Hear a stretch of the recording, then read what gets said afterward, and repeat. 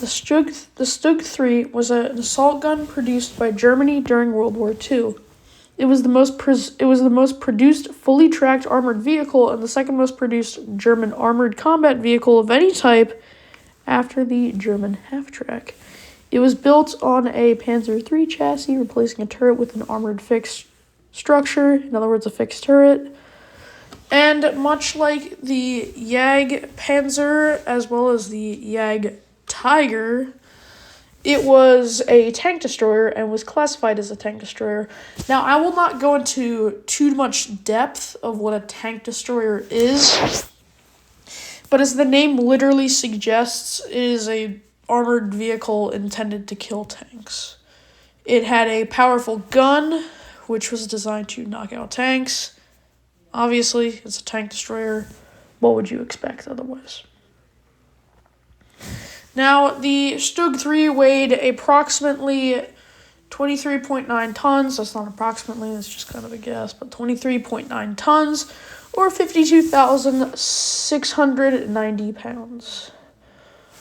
Its height was only around 7 feet and 1 inch, and it had 4 crew members, a driver, commander, gunner, and a loader.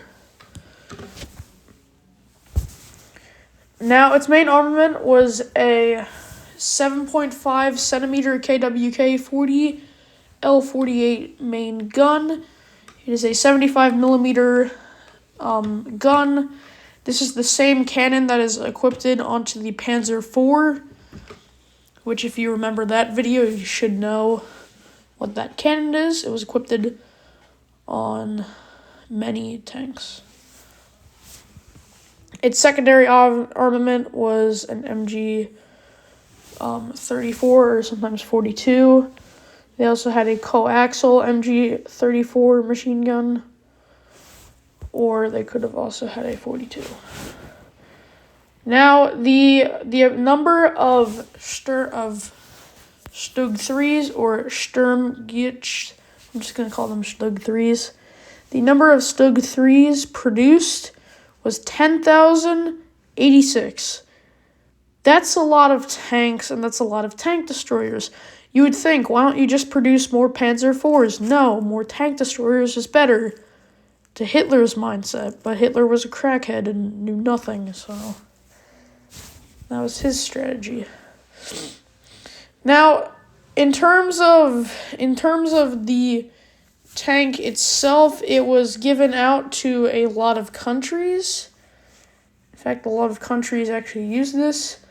The primary person that used this, Nazi Germany, obviously. They made the tank. They would use the tank because they were the ones who created it. However, as you know, Germany had some allies in a world where mostly everyone hated them. For example, they had Romania as one of their allies.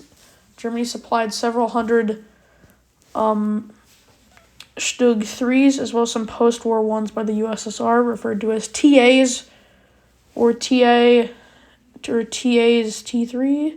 All were scrapped by 1954. Ones were given to Bulgaria, several supplied by Germany, also post-war by the USSR. They were either scrapped or turned into gun emplacements bordering Turkey. Interesting one, Finland used these, as I covered in my BT-42 video, as well as my Winter War video. Finland at first got 30 StuGs, nicknamed Sturmies. They were brought in 1943, another 29 were brought in 1944, all directly from Germany, and they were used in the continuation war against the Soviet Union in 1944. Czechoslovakia, they captured several after the war, and they were either scrapped or sold to Syria, and some are even on display in museums. France, they captured several after the war, and, they operated in the army before being scrapped, because you don't really need World War II tanks in the Cold War. You need modern tanks. Hungary was given some because Hungary was an ally. Hungary was given 50 by Germany in 1944. By 1945, though, Hungary was kind of decimated. Italy received a couple from Germany, 12 in 1953, and they were assigned to the 1st Blackshirt Armored Division M. Norway surrendered German military equipment was used from 1947 to 1951. Spain used some.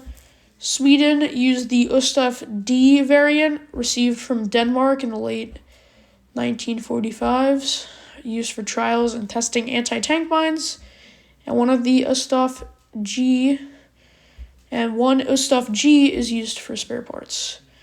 Syria, at least 30 were obtained from various states, including the Soviet Union, during the 1950s.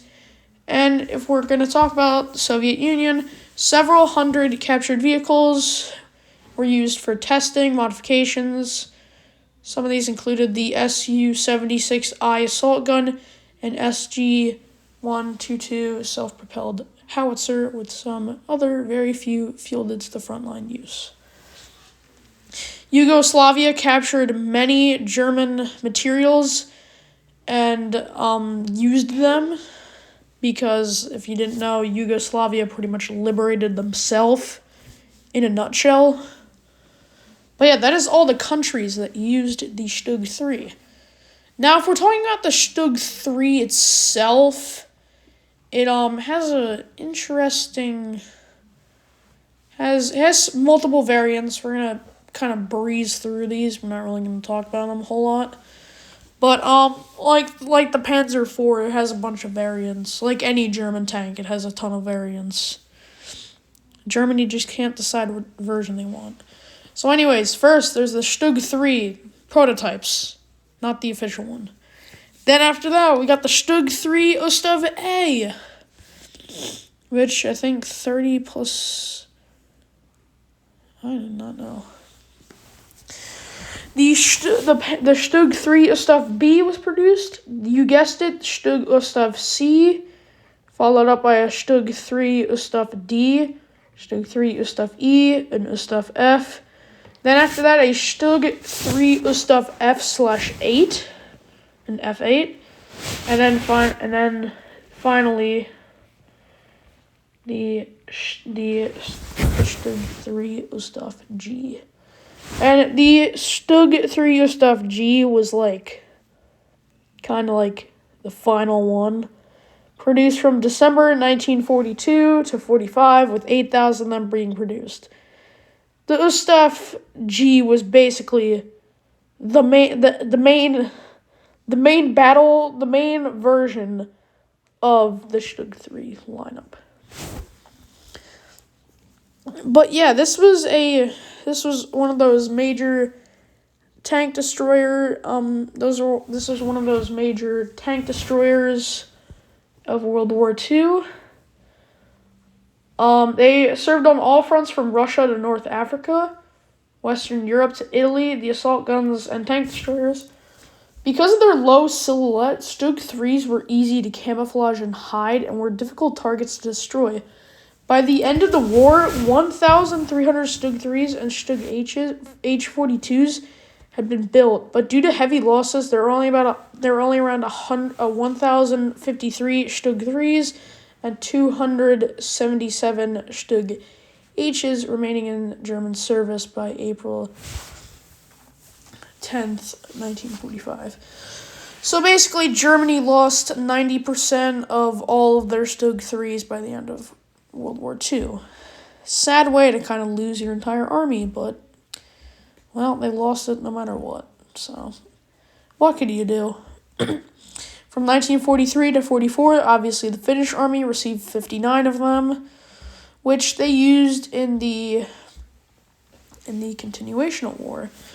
The nickname Styrmi was given to it in the Finnish military, which can also be found in some plastic scale model kits, if you didn't know. 100 StuG III StuG-Gs were delivered to Romania in autumn of 1943.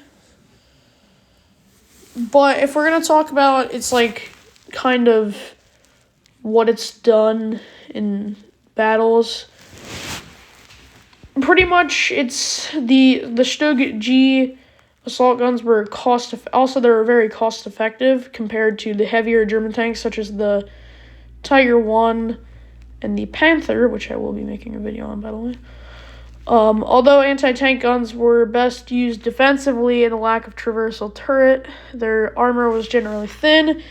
That was a severe disadvantage in the attack role, because if you have thin armor, one shot, you're probably going to get killed. And you want to survive. You want to live to the next day. And as the situation deteriorated for the German military and basically Germany itself, further late into World War II, more StuGs were built than tanks, particularly due to ease in production and also how they're more cost effective. Now having anti-tank guns as your means of attacking, that's not the best idea, but okay. We'll see how it works we've already seen how it worked for Germany. Wonder how they're doing. But yeah, obviously it has a lot of variants. Was used basically by everyone. It's been used since 1941 to 1945 till the end. So obviously it's similar to the Panzer IV. It's like it's a workhorse in the German army, to say the least. To say the least, it is a workhorse. Now, do I think it's better? Do I think it's better than the Panzer IV? No, I think the Panzer IV is better just because it's more of like an assault weapon. But the StuG III has a purpose, and if that works, then if you use that purpose, it works really well. That's going to probably be my conclusion to this.